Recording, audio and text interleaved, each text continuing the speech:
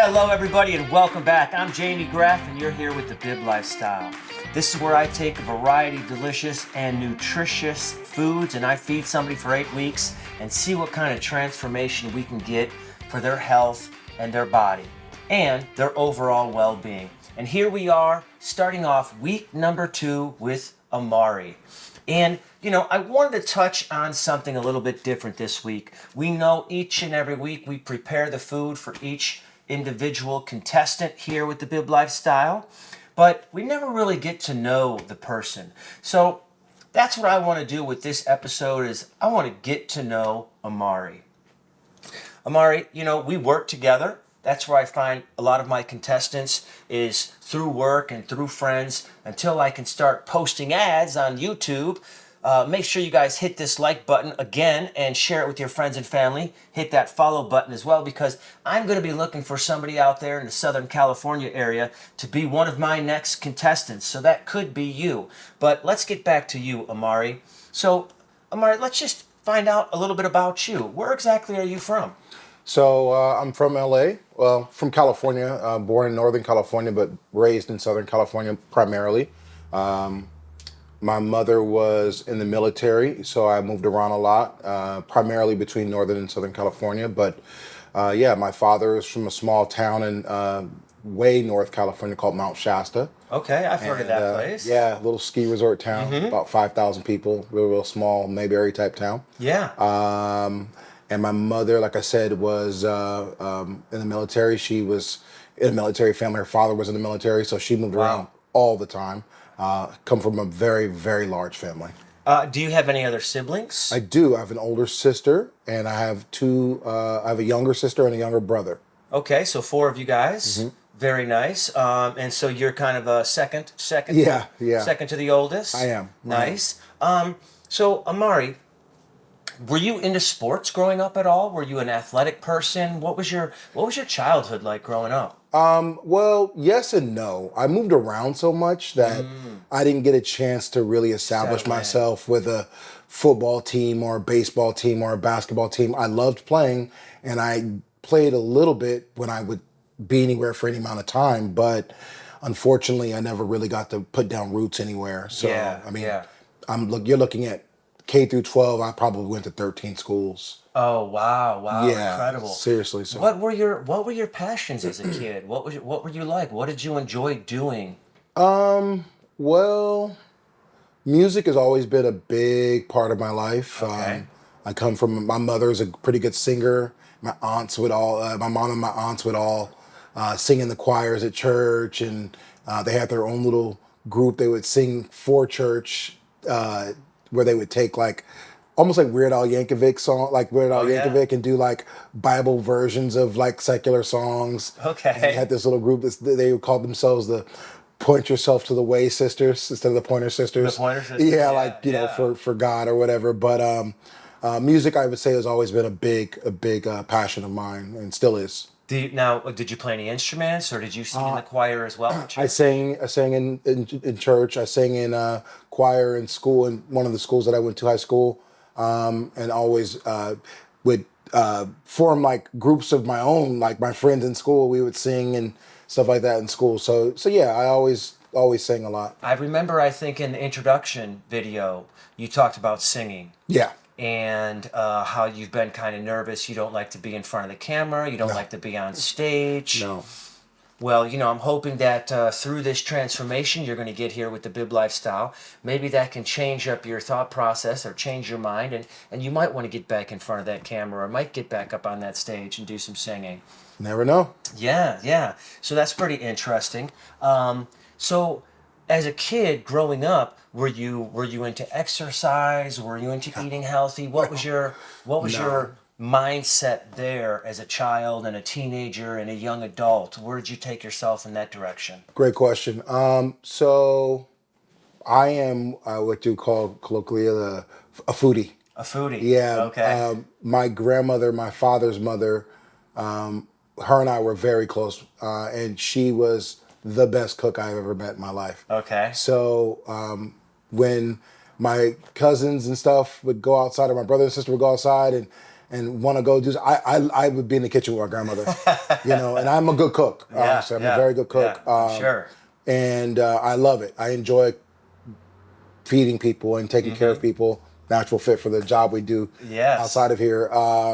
But I would say that's another passion of mine is cooking and stimulating the senses in that way. I like it a lot. So you were eating a lot as a child, growing up with your grandma. It was. Yeah, my grandmother, my mom. My mom was a good cook too. Yeah. I don't want it to. My mom's a very good cook too. So. What was grandma's favorite? Your favorite dish? Oof. That's a really tough question. I would say her greens. Her greens. Yeah, Okay. we had a garden. Okay.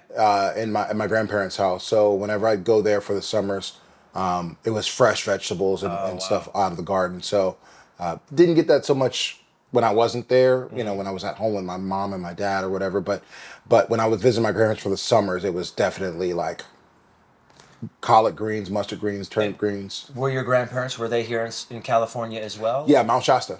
They were up in Mount Shasta. Yeah, Mount Shasta. Yeah. Yeah, and I've heard about that place. I heard there's some great little skiing lodges up there. Yeah. Absolutely. Yeah. So when you started here, you started at 285 pounds? 88. 288 pounds coming on to the Bib lifestyle. He's already made some changes, but we don't want to talk about that yet. We'll share that at the end. Can you share a little bit of when that kind of started? Was it something that you kind of remember from when you were 6, 7, 8 years old? You maybe had a little belly. I know I was the same when I was a kid.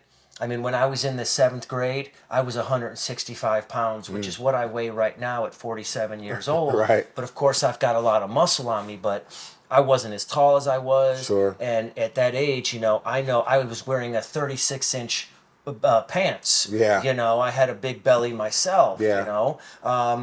But this is about you. Was that something that you had as a child as well? Or I remember the moment that I changed. Yeah. Funny enough, and I didn't think about it until you asked me this right now. I went to go live with my grandparents, or I went to go stay with my grandparents for about a year. When my mom first joined the Air Force. And so basic training and all that kind of stuff, my mom, I needed to go live with them.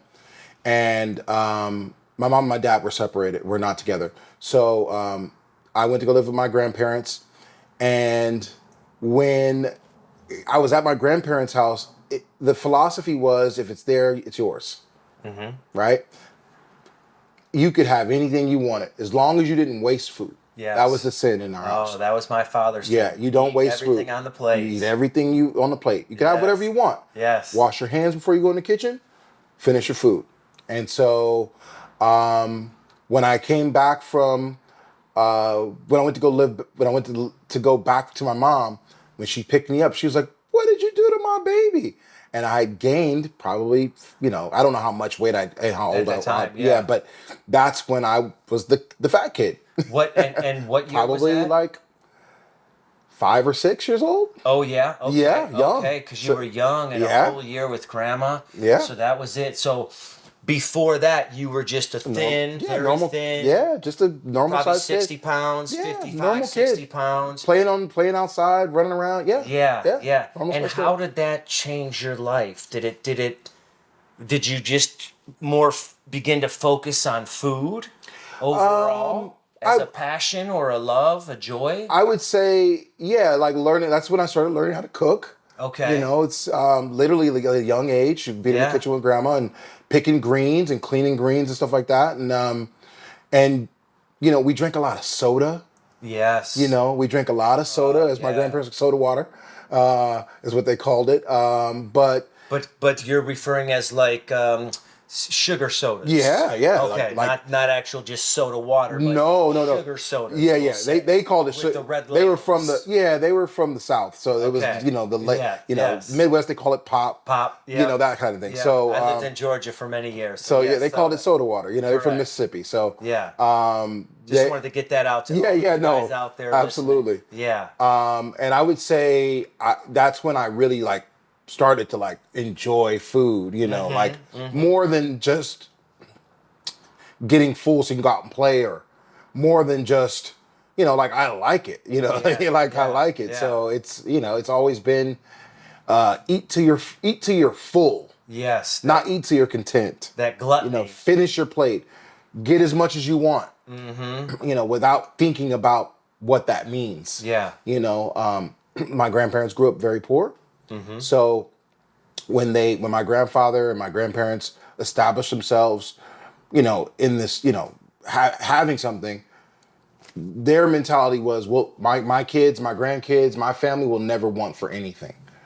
So the mentality was, if it's there, eat it. Eat it, yeah.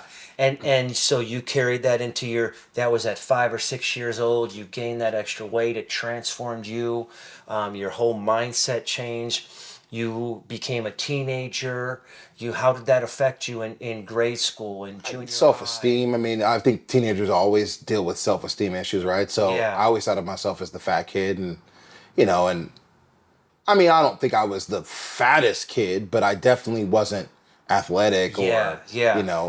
Did the kids pick on you? Were you No, I wasn't a mark or anything like that. I you were mean, probably looking mean too. I mean, I'm a nice guy, so I mean, but I was honestly, I was the guy who got along with everybody. I'm not the attention seeker, so I got along with everybody. I moved around a lot, so I learned how to make friends where I went. That's nice. And into your adult life, you carried that weight as well. Yeah.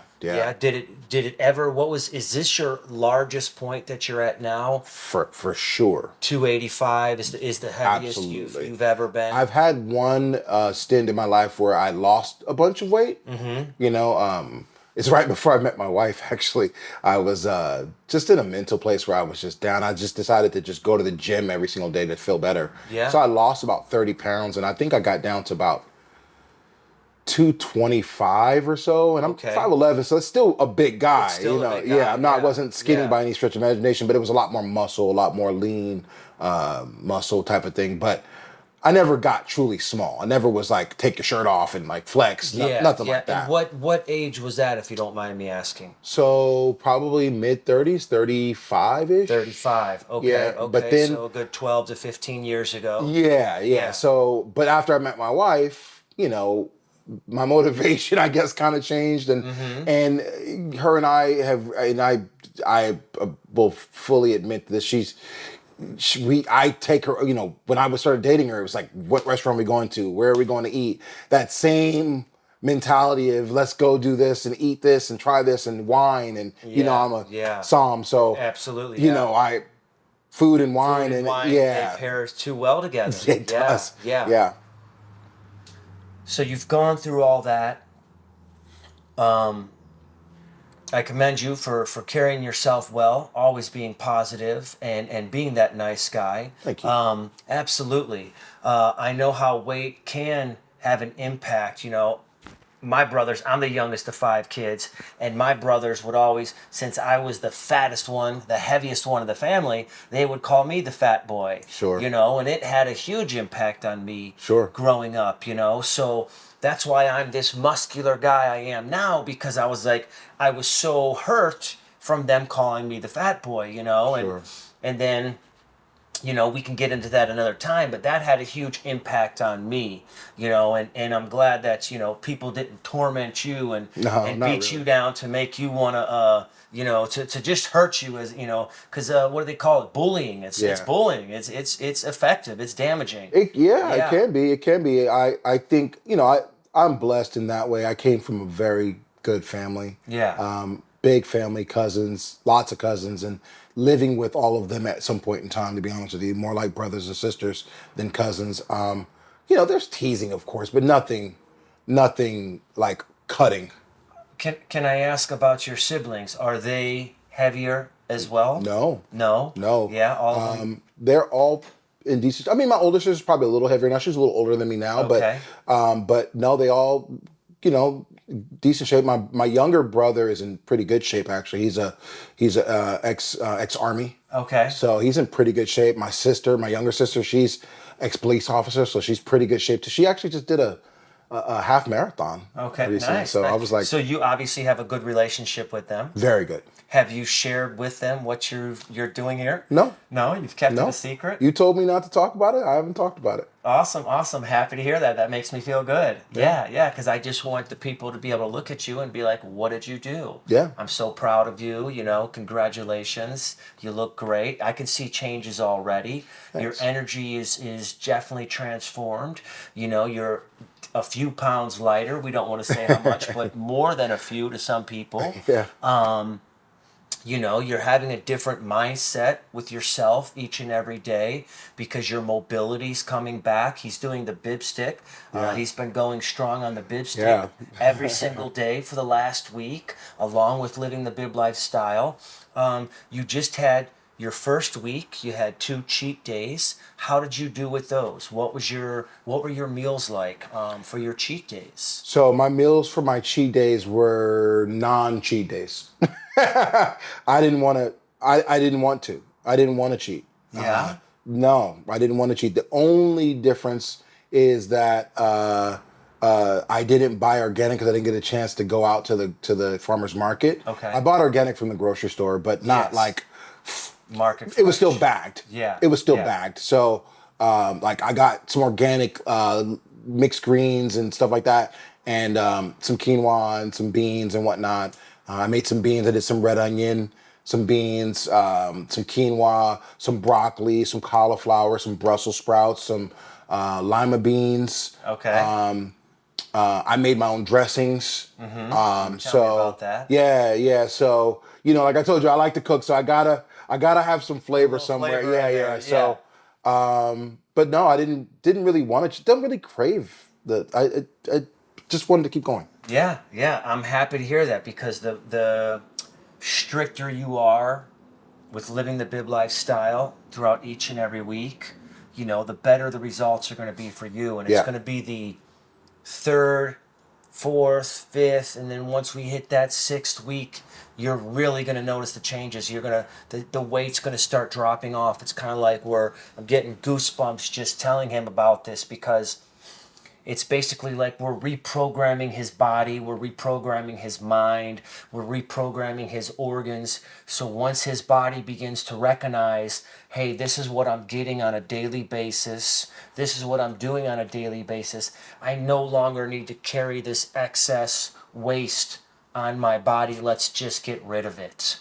Yeah. And that's what's happening. You see this week we've got we've got quinoa in there, Yeah. some kidney beans, we've got some red pepper, some yellow pepper, some celery, Swiss chard, spinach. Can I say something? Absolutely. You guys can't tell this. This smells fantastic. You can't obviously smell through the camera or whatever, but when he popped these things open, you can smell the life in the food. Yeah, Pretty yeah. And pretty cool. It's all been chopped up. It's all been chopped up fresh today. I went and bought it all yesterday on Sunday. I wait till Monday morning to prepare everything so it's as fresh as possible, and again, he'll eat one of these bowls for Monday, the other for Tuesday and Wednesday. Yep. So you don't want to prep any more than for 2 days out, meaning today's Monday, we prep for Tuesday and Wednesday, and then that's it because we don't want it to go bad or just start to lose, oxidize where it doesn't look tasty. Loses his life. Exactly, and loses his life. I know that earlier, before we started this episode, when you arrived here at the studio, you had some questions for me. What were those questions? Do you remember what you were thinking there, or? I actually forgot what I was going to ask you, to be honest with you. Oh, yes, I do remember. So, what should I do in the circumstances of, let's say, I'm starving. Mm-hmm. I'm at work. I ate my fruit bowl too early. Yeah. I got called in super late, Mm-hmm. and I'm not going to get a chance to eat until 12 o'clock at night. I ate my bowl at 9 a.m. and then I'm going from 9 to 12. If I needed to eat something, Yes. to snack on, Yes. and I needed something, handy, if I wanted to keep something around me that I could reach for, that would be a good interim thing, Yes. what would you recommend? Trail mix. What does that mean? That is going to be any type of raw nut mixed with a dried fruit. Okay. And we're not adding salted peanuts. We're doing cashews, almonds, Brazil nuts, hazelnut, macadamia, walnut, pistachio, pine nuts, a variety, a little bit of a teaspoon or a tablespoon of each of those mixed with, you want to take about 3 different dried nuts and 2 different type of dried fruit, raisins, dried apricots, dates, figs, dried cranberries. Okay. What do we got? Dried peaches. We've Yep. got dried mulberries. Bananas. We've got dried bananas. I kind of stay away from the banana chips only because unless you're drying them yourself, Oh, preservatives. most of the preservatives. We want everything to be as raw, as natural, and organic as possible. We don't want any extra sugar coating, no preservatives. I actually have a dehydrator at home, so maybe I'll make some. Dehydrator, you could slice up some bananas, you could slice up oranges, and if you're going to do that, get them organic. Apples, oranges, get them Yeah. organic, and you could put the skin in there as well. Yeah. Dehydrate it with the skin. You can eat that. It's all going to have nutritional value. Okay. But trail mix is the thing that I would suggest for your snacking, and usually, we add that to the Bib lifestyle, but it's later on in a couple weeks. Yeah. The things as we're dealing with right now, because Amari, works here at the restaurant with us. We work together, so he's been, eating his fruit bowl later on in the day. Just so happened he ate it early in the morning, and then he wasn't hungry when he went to work. But then when we work, it's a 6-7 hour stint Yeah. of just nonstop go, go, go. You don't even have time to take a leak or get a glass of water because we work in a high-end, very high volume restaurant here in the old Beverly Hills. Yeah. Beverly Hills. So yeah, trail mix would be the best thing. Bring a jar of it, make a little jar at home. Yep. And that's part of what we get.